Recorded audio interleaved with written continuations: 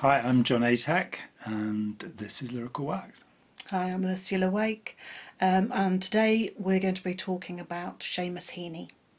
The reason we're doing this today is that the inauguration of Joe Biden will have happened by the time this goes out, and he, I think it's fair to say, probably set a slightly different tone in the speech he made when he accepted the nomination for presidential candidate. He quoted Seamus Heaney. He's not the first person to have ever quoted Seamus Heaney, but given the last 4 years, it was quite interesting to hear somebody quote poetry in such a speech. We'll leave that there. So, Seamus Heaney may not need much of an introduction, but as one of the biggest English language poets of the late 20th century and 21st century. So born in Northern Ireland, so officially part of the United Kingdom, for those of you who may not be aware of that. He was Professor of Poetry at Oxford University and Harvard. He won the Nobel Prize for Literature in 1995. As well as a poet, he was a translator of Anglo-Saxon and of Greek. And Clinton and Tony Blair, as well as Biden, have quoted him a particular part from a play that he translated from the ancient Greek called The Cure at Troy. He was offered Poet Laureate, the UK Poet Laureate, but declined, and used the phrase, his cultural starting point is off-centre for a British Poet Laureate. He wasn't really on board with the British establishment, monarchy, etc. A mark of how big a person he was in the cultural landscape is that on his death, on his funeral, it was broadcast on Irish TV, and on the same day as his funeral, Irish radio broadcast his reading of his collected poems from 8 AM to 9 PM. His funeral was a big day in Ireland. And Harvard University issued a statement on his death that included a description of him as a poet, which was, he epitomised the poet as a wellspring of humane insight and artful imagination, subtle wisdom and shining grace. That's a pretty nice summary, isn't it? Can I have that on my gravestone, sure, people? Yeah, somebody put that on mine. And if anybody would like to nominate us as Poet Laureate, that'd be fine. Though we neither of us believe in the monarchy. But we could do with the money. Well, you don't get much money. No, but you we get could do sales. with it, You get extra sales of your stuff in general, don't you? Hopefully. So, what else do I want to say at this point? We're going to start with a couple of poems he wrote about. One very much about his County Derry rural experience. He grew up in a small town in County Derry, and he said something interesting about his link to the rural experience there, which was, I learned that my local County Derry experience, which I had considered archaic and irrelevant to the modern world, was to be trusted. And he wanted to express and articulate that trust he had in the ongoing rhythms of rural life. And we're going to start off with a poem very much about that. Over to you. Thank you. This is called The Forge. All I know is a door into the dark. Outside, old axles and iron hoops rusting. Inside, the hammered anvil's short-pitched ring, the unpredictable fantail of sparks, or hiss when a new shoe toughens in water.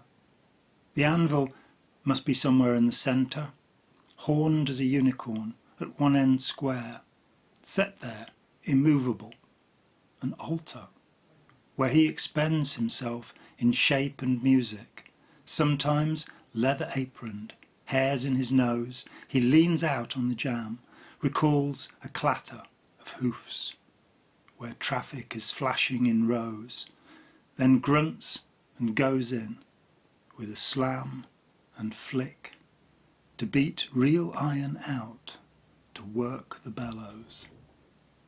I think as people get older, quite a few of us look at the modern world and want to go rumph and go back to our habitual world.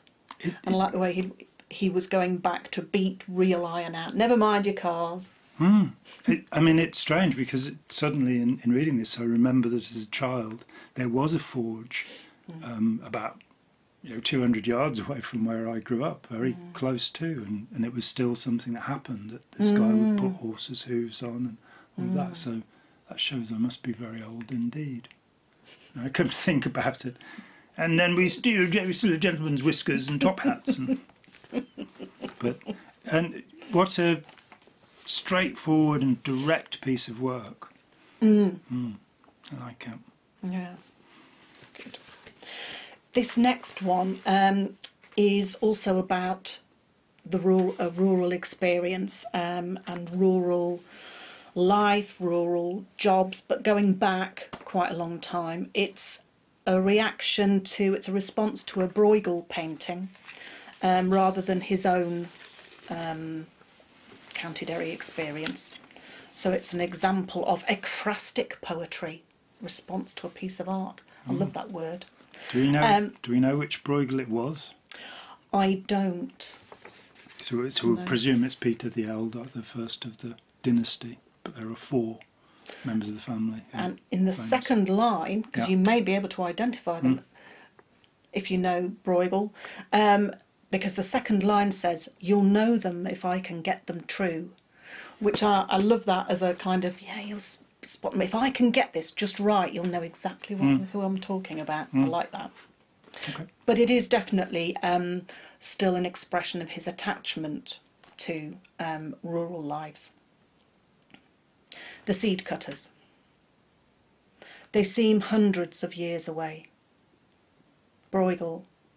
You'll know them if I can get them true.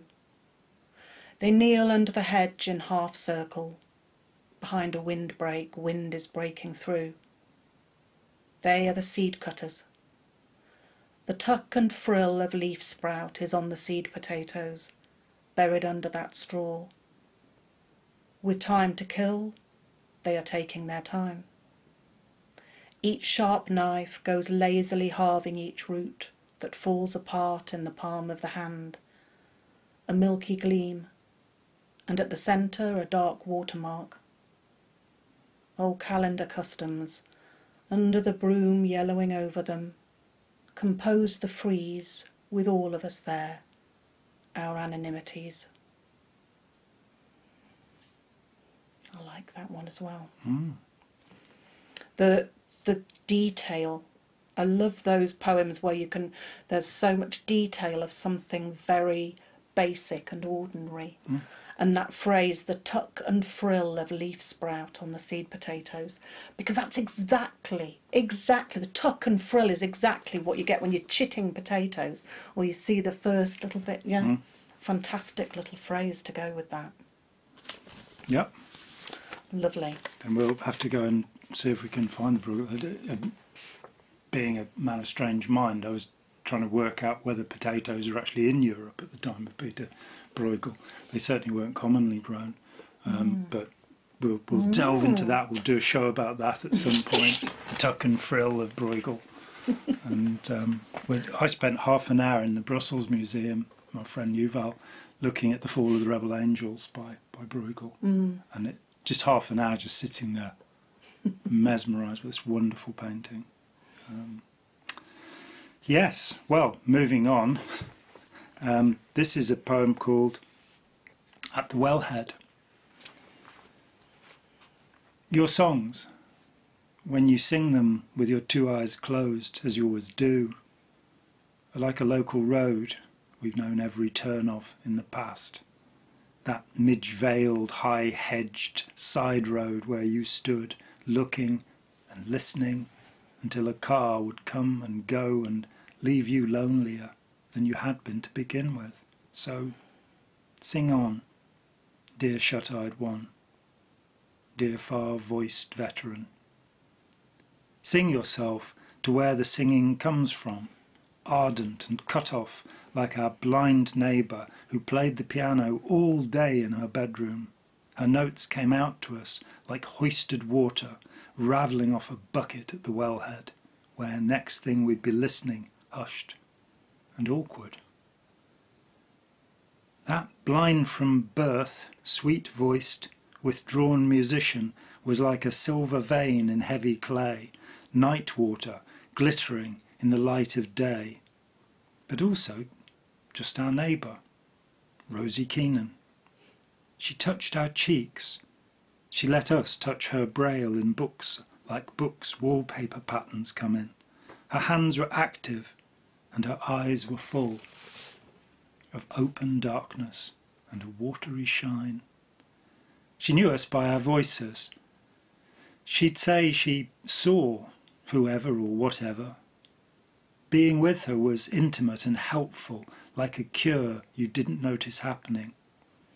When I read a poem with Keenan's well in it, she said, "I can see the sky at the bottom of it now." I love that. Beautiful. I can see the sky at the bottom of it now. Mm. And I love that line, sing yourself to where the singing comes from. Mm. I think I will try and do that every day. It's a gorgeous idea. It is a gorgeous idea.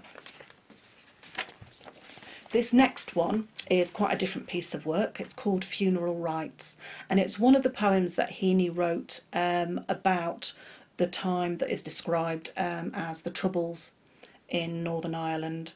I've always felt that's a slightly too low-key a word for what was happening. More than 3,000 people lost their lives, and it was the longest military action in British history. The Troubles. The Troubles, because he was born, lived in Northern Ireland. He had very direct experience of it, not surprisingly, and wanted to articulate that on behalf of himself and also on behalf of other people. So they are very serious poems, this group of poems, not surprisingly. And I think there's a lot of straightforward description that a lot of people would have recognised, and a lot of insight, and they're very poignant. There's a lot to them, and this is one of them. It's called Funeral Rites. I shouldered a kind of manhood, stepping in to lift the coffins of dead relations. They had been laid out in tainted rooms, their eyelids glistening, their dough-white hands shackled in rosary beads. Their puffed knuckles had unwrinkled, the nails were darkened, the wrists obediently sloped. The dulse brown shroud, the quilted satin cribs. I knelt courteously, admiring it all, as wax melted down and veined the candles, the flames hovering, to the women hovering behind me. And always in a corner, the coffin lid, its nail heads dressed with little gleaming crosses. Dear soapstone masks kissing their igloo brows had to suffice before the nails were sunk and the black glacier of each funeral pushed away. Now, as news comes in of each neighbourly murder, we pine for ceremony, customary rhythms, the temperate footsteps of a cortege winding past each blinded home. I would restore the great chambers of Boyne, prepare a sepulchre under the cup-marked stones, out of side streets and by roads, purring family cars nose into line. The whole country tunes to the muffled drumming of 10,000 engines. Somnambulant women left behind move through emptied kitchens, imagining our slow triumph towards the mounds. Quiet as a serpent in its grassy boulevard, The procession drags its tail out of the gap of the north as its head already enters the megalithic doorway. When they have put the stone back in its mouth, we will drive north again, past Strang and Carling fjords. The cud of memory, allayed for once. Arbitration of the feud placated. Imagining those under the hill disposed like Gunnar, who lay beautiful inside his burial mound, though dead by violence and unavenged. Men said that he was chanting verses about honour, and that 4 lights burned in corners of the chamber, which opened then, as he turned with a joyful face to look at the moon.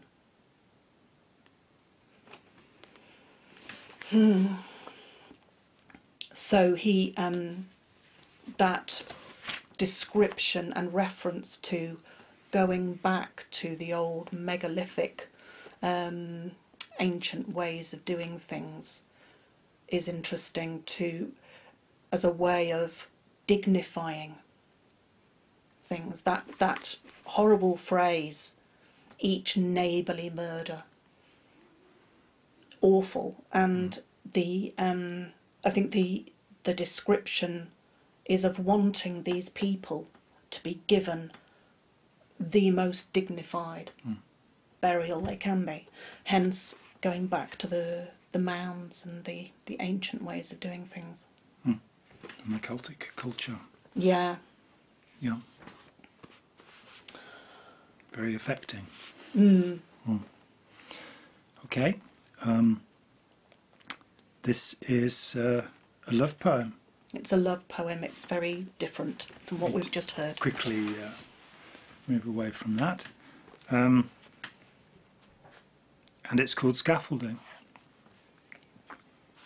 Masons, when they start upon a building, are careful to test out the scaffolding. Make sure that planks won't slip at busy points, secure all ladders, tighten bolted joints. And yet, all this comes down when the job's done, showing off walls of sure and solid stone.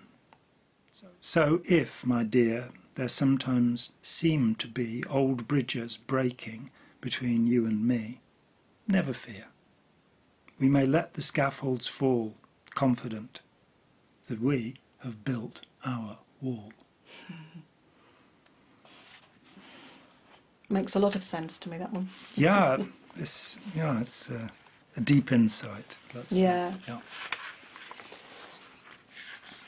The next 2 poems that we're going to read are from another series of poems that Heaney wrote called the Bog Poems, and they're responses to bodies that were found in the bogs in Ireland, the peat bogs. They often very well preserved bodies, and some of them at least were the result of ritual killings or apparently execution for crime, etc. They're not peaceful deaths. No. So the next 2 are about that. This one's called Strange Fruit, which obviously has resonates from the Billie Holiday song. Yeah. Strange Fruit. Yeah. Here is the girl's head like an exhumed gourd, oval-faced, prune-skinned, prune stones for teeth. They unswaddled the wet fern of her hair and made an exhibition of its coil. Let the air at her leathery beauty. Pash of tallow, perishable treasure.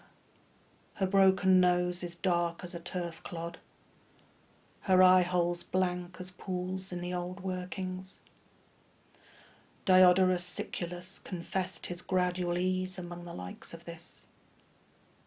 Murdered, forgotten, nameless, terrible, beheaded girl, outstaring axe and beatification, outstaring what had begun to feel like reverence. And on to punishment. In the same vein.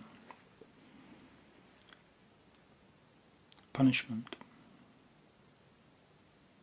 I can feel the tug of the halter at the nape of her neck, the wind on her naked front. It blows her nipples to amber beads. It shakes the frail rigging of her ribs. I can see her drowned body in the bog, the weighing stone, the floating rods and boughs, under which at first she was a barked sapling that is dug up, oak bone, brain firkin, her shaved head like a stubble of black corn, her blindfold, a soiled bandage, her noose, a ring to store the memories of love. Little adulteress, before they punished you, you were flaxen-haired, undernourished, and your tar-black face was beautiful. My poor scapegoat, I almost love you, but would have cast, I know, the stones of silence. I am the artful voyeur of your brains, exposed and darkened combs, your muscles webbing, and all your numbered bones. I who have stood dumb when your betraying sisters called in tar, wept by the railings. Who would connive in civilized outrage, yet understand the exact and tribal, intimate revenge?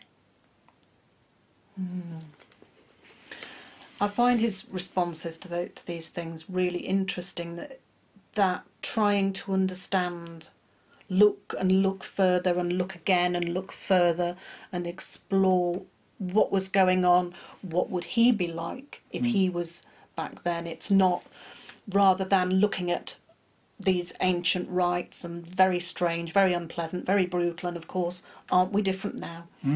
I've got a lot of respect for that acceptance that actually we're all flawed, and that if he was there, he might be taking part indirectly in something and accepting it. I agree that he doesn't exonerate himself, Yes. that he says, you know, I'm the artful voyeur. Yeah. It is a very very unusual that we do tend to look back and say, well, we're all modern and we're not Oh yes, aren't we primitive civilised like that. now? Yeah. Which Yeah. is not in fact true, as the troubles in Northern Ireland rather proved. Absolutely. Not very civilised at all. And that is, I think that is part of his humaneness that that I was mentioning earlier, that Harvard was mentioning in the statement after he died. This next one is about an otter. So this is a very different piece. He was very influenced. He was influenced by poet Robert Lowell, also by Ted Hughes. And Ted Hughes is famous, possibly famous more than anything else, for his responses to nature. And I see a lot of Ted Hughes in this poem. It also makes me think a lot. It's one of those poems of Heaney's that makes me think of a quotation that he said himself about writing poetry that I really love, which is, "The poet who would be most the poet has to attempt an act of writing that outstrips the conditions, even as it observes them." So although he's observing something, there is something else going on as well. The Otter. When you plunged, the light of Tuscany wavered and swung through the pool from top to bottom. I loved your wet head and smashing crawl, your fine swimmer's back and shoulders, surfacing and surfacing again, this year and every year since. I sat dry-throated on the warm stones. You were beyond me. The mellowed clarities, the grape-deep air, thinned and disappointed. Thank God for the slow loadening. When I hold you now, we are close and deep as the atmosphere on water. My two hands are plumbed water.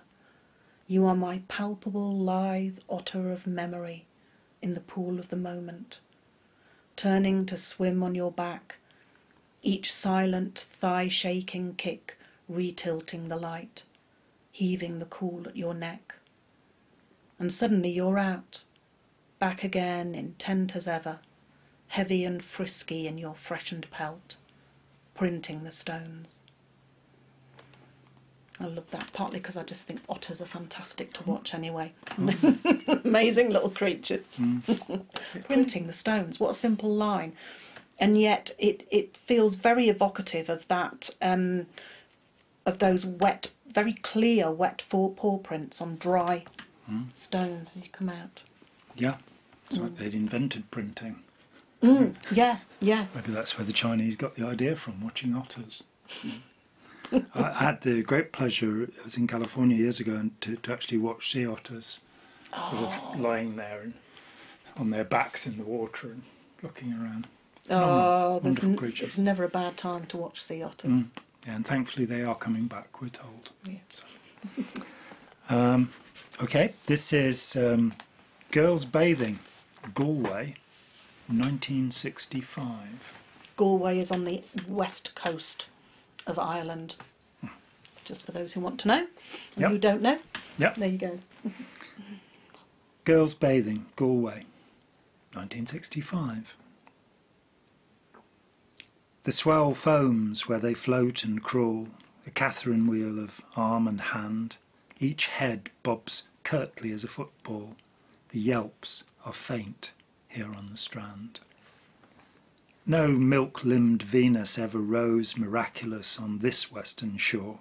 A pirate queen in battle clothes is our sterner myth. The breakers pour themselves into themselves, the years shuttle through space invisibly.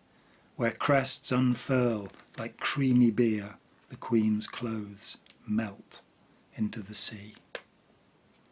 And generations, sighing in the salt suds where the wave has crashed, labour in fear of flesh and sin, for the time has been accomplished, as through the shallows, in swimsuits, bare-legged, smooth-shouldered and long-backed, they wade ashore with skips and shouts. So Venus comes, matter of fact. Lovely. Right. So the last poem is called Victorian Guitar.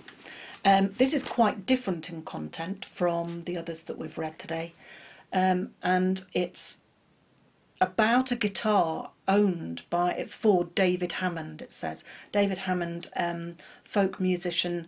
Heaney did some work with him on songs and words.